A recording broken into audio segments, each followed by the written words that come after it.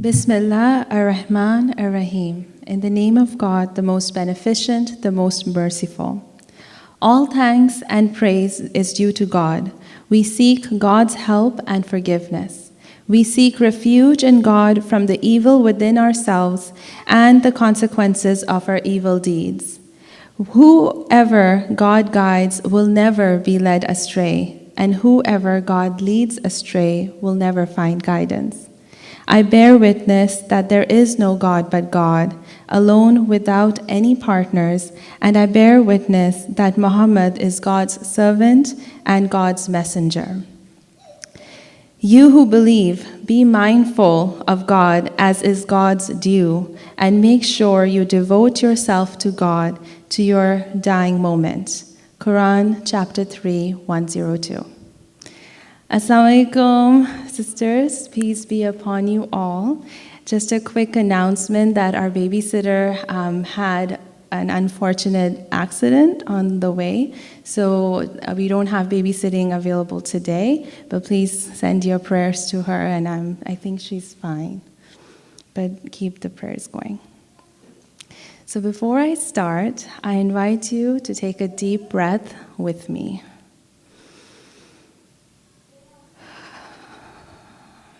Thank you.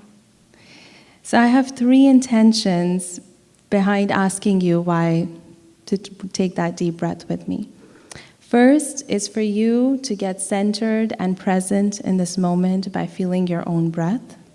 Second is to really remind ourselves how essential it really is to intentionally choose the breaths that we take and what to do with those breaths. And third, most importantly, it is to give myself an extra moment to pass through my nervousness of doing a khutbah. So thank you for joining me in this in this breath.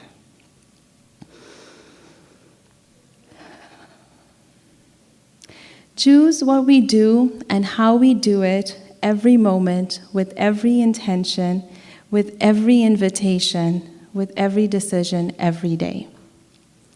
Your intention is what drives you and your choices. What is your intention with breathing, with being alive, with worshiping Allah? My intention with this deep breath was to surrender.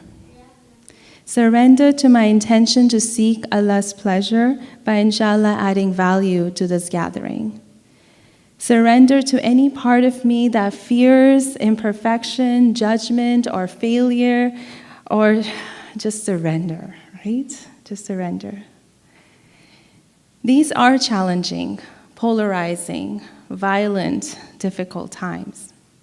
There is racism, there is discrimination, there are stereotypes, ugly ones, there is fear-mongering.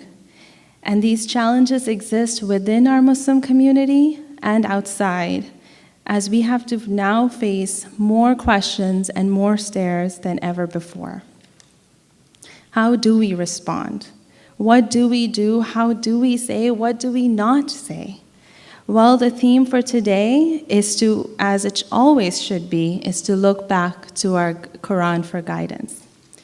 O mankind, indeed, we created you from a male and a female, and we made you nations and tribes, that you may know one another.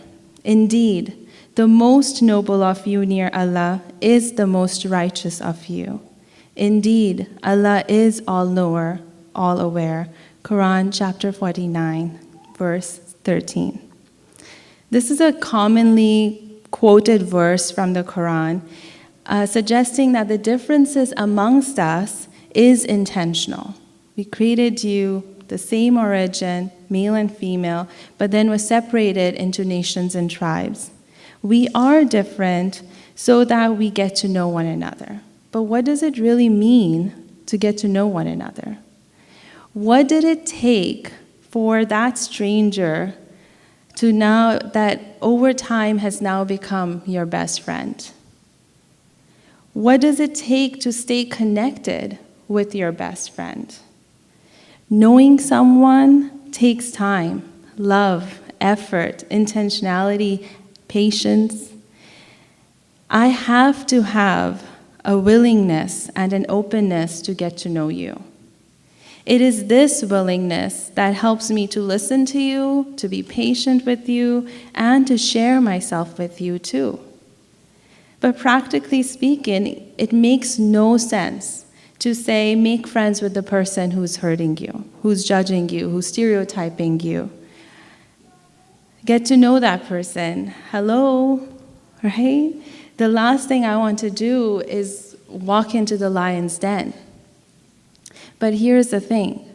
If I am not willing to make the effort to get to know you, then how can I expect you to make that effort to get to know me?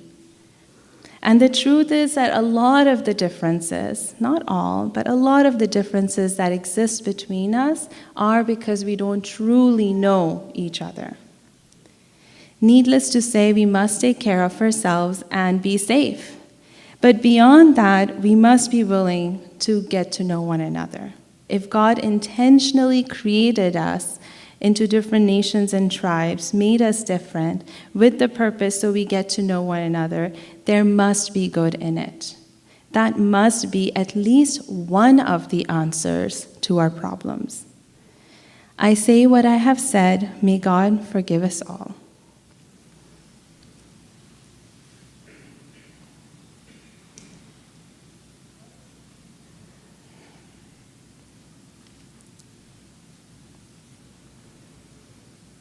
Alhamdulillah, all praise and thanks are to God alone. Indeed, the most noble of you near Allah is the most righteous of you. Indeed, Allah is all-knower, all-aware. It's the same last part of the same verse I said before.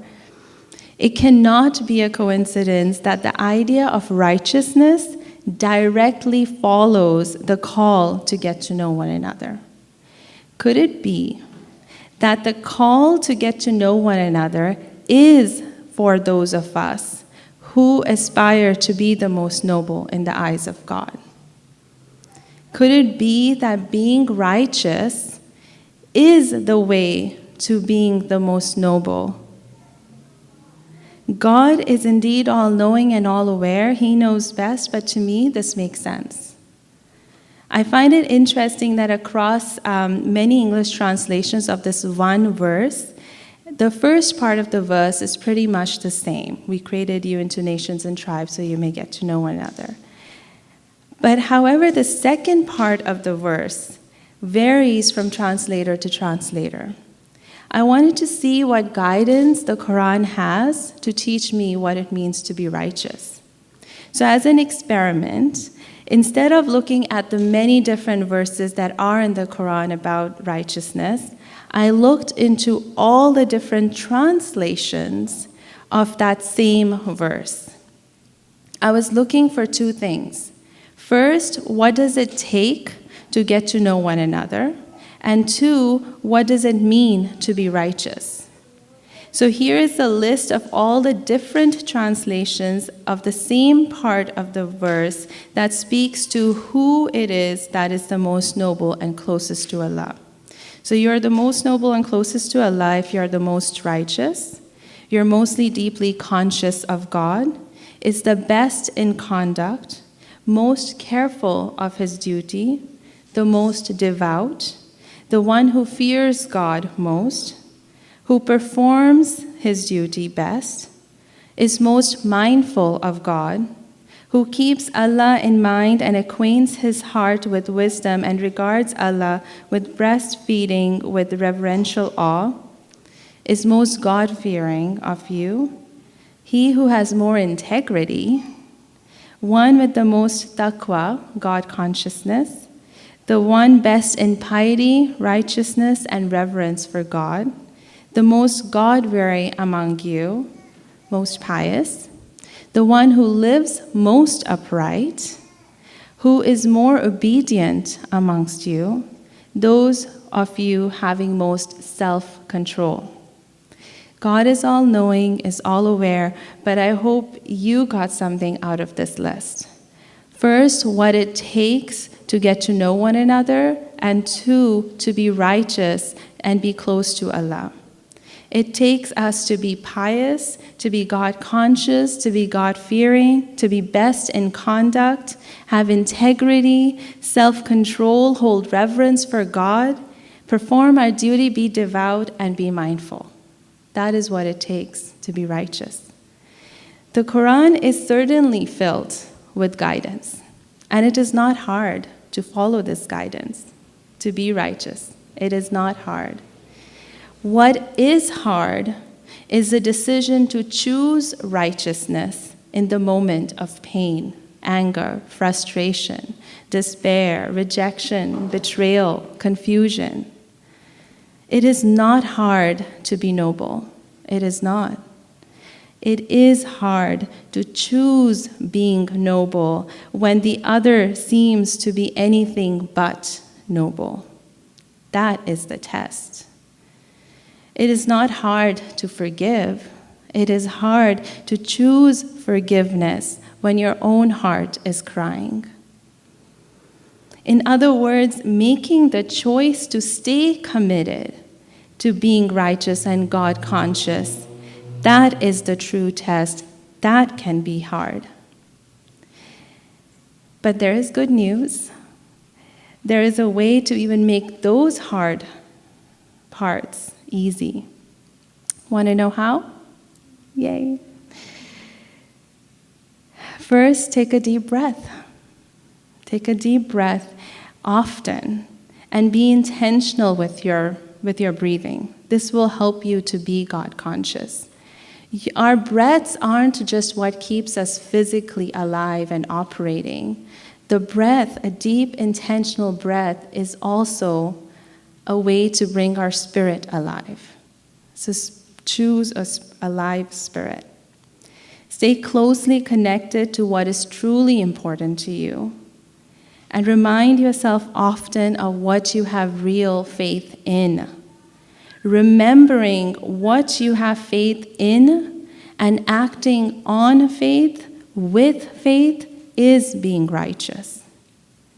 In that moment of difficulty, when you choose your faith in God over your fears and frustrations, you choose having faith in His mercy, having faith in your ability, in yourself, to choose what is pleasing to God.